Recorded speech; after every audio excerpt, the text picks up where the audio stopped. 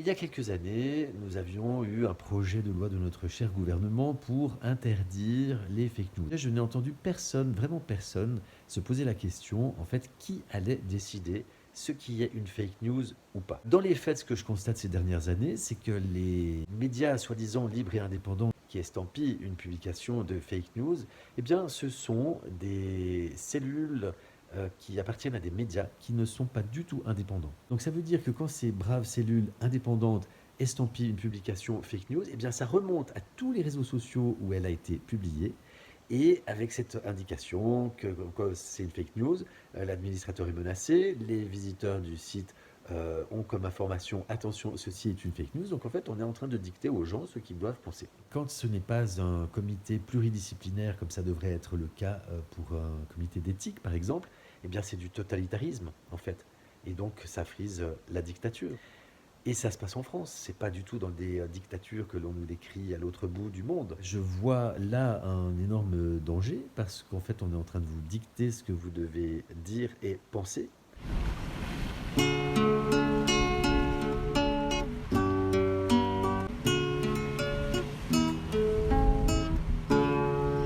Les petits passages.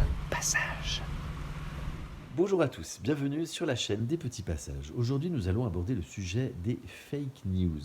Derrière ce mot que je considère comme un des nombreux mots magiques, qu'est-ce que sont vraiment les fake news et qu'est-ce que ça veut dire en fait quand nous avons des têtes bien pensantes qui cherchent à nous en protéger?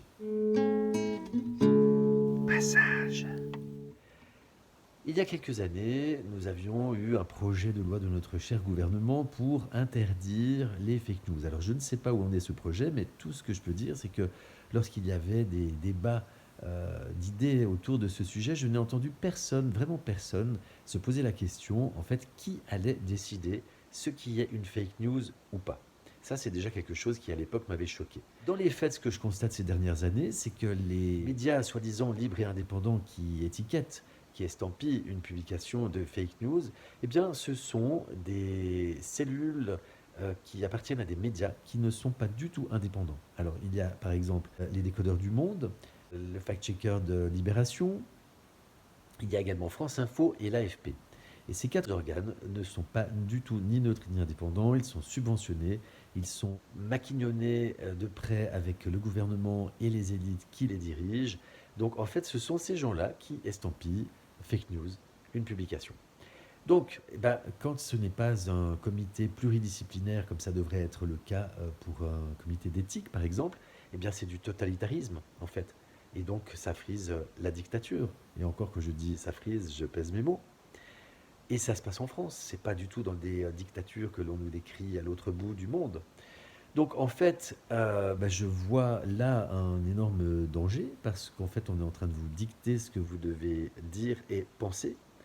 Et je vais vous donner un exemple tout récent qui est arrivé sur mon groupe Facebook TVFQ. J'ai mis une publication du site Le Courrier des Stratèges, qui est un très bon site, qui fait des très bonnes analyses.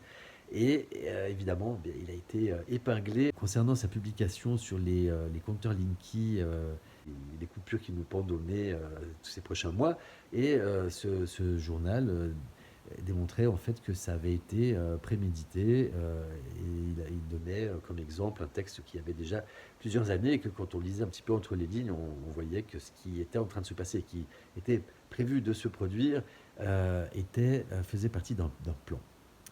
Ce que personnellement je mets assez haut dans mon probabilitomètre. Et cette publication, je l'ai mise donc sur le groupe et elle a été estampillée par un des nombreux médias indépendants, indépendants entre guillemets, comme fake news. Eh bien, ça a eu comme conséquence que moi, en tant qu'administrateur du groupe, je vois un avertissement comme quoi j'ai publié une fake news, que cette fake news avait été décrétée fake news par un média indépendant. On ne me donne pas plus d'informations, donc bonjour à la transparence. Et avec menace que si ça se reproduit, je pourrais avoir mes posts, comme on dit, shadow bannés, c'est-à-dire moins visibles, ou même ma chaîne suspendue en cas de récidive. Alors bon, c'est beaucoup de menaces parce que c'est pas la première fois que ça arrive, donc je suis déjà dans un cas de récidive, mais ma chaîne n'est toujours pas bouclée. Et en dessous, il y a l'article de débunkage en fait, qui explique en quoi ce qui est dans ce journal du Courrier des Stratèges est entièrement faux. Et la publication est une publication de 20 minutes. Donc vous voyez tout à fait le sérieux et le niveau du fact-checking tel qu'il est proposé. Donc, ça veut dire que quand ces braves cellules indépendantes estampillent une publication fake news, eh bien ça remonte à tous les réseaux sociaux où elle a été publiée. Et avec cette indication que c'est une fake news, l'administrateur est menacé, les visiteurs du site ont comme information, attention, ceci est une fake news. Donc en fait, on est en train de dicter aux gens ce qu'ils doivent penser. Voilà où on en est en 2022 en France. J'ai profité de ce petit exemple très réel et concret pour faire la vidéo. Donc, eh bien, je vous suggère une fois de plus le lien vers ma vidéo sur la guerre de l'information. Prenez du recul face à toutes les informations qui arrivent à vos yeux et à vos oreilles. C'est valable pour quelque chose que quelqu'un vous dit, un individu, une institution, une publication, un journal, un média, ce que je suis en train de vous dire là. Prenez du recul, soyez sceptiques, c'est le 5e accord Toltec. Et après, vous faites des liens, vous faites votre propre probabilitomètre, et en fonction de votre intuition, de votre vécu, de vos croyances, eh bien, vous allez vous faire votre propre réalité et ne laissez personne vous dicter ce que vous devez croire et penser, mais faites plutôt confiance à votre intuition, à votre cœur, qu'à votre émotionnel, puisqu'on est dans une société où on est appelé à toujours détourner notre attention vers l'extérieur et à réagir sur l'émotionnel en fait, à ne pas prendre du recul, à ne pas se poser avant de réagir. On est dans l'immédiateté. Voilà. Donc je ne vous en dis pas plus pour cette petite vidéo, je vous laisse réfléchir à tout ça et je vous invite à partager la vidéo si elle vous a semblé pertinente, à laisser des commentaires, à mettre des j'aime, à vous abonner à la chaîne. Et puis si vous souhaitez soutenir la chaîne, eh bien n'hésitez pas à laisser un petit don sur la cagnotte dont vous trouverez le lien en description. J'en profite pour préciser que les publicités que vous voyez avant certaines de mes vidéos, qui sont les plus vues, sont imposées par YouTube, je ne touche absolument rien dessus. C'est simplement qu'à partir d'un certain nombre de vues, YouTube est intéressé puisque ça lui fait de l'audimat en plus. Mais tant que le YouTuber n'est pas monétisé, ce qui est mon cas, eh bien il n'y a pas de rétribution. Voilà pour cette petite précision. Je vous dis à tout bientôt, prenez soin de vous, je vous aime.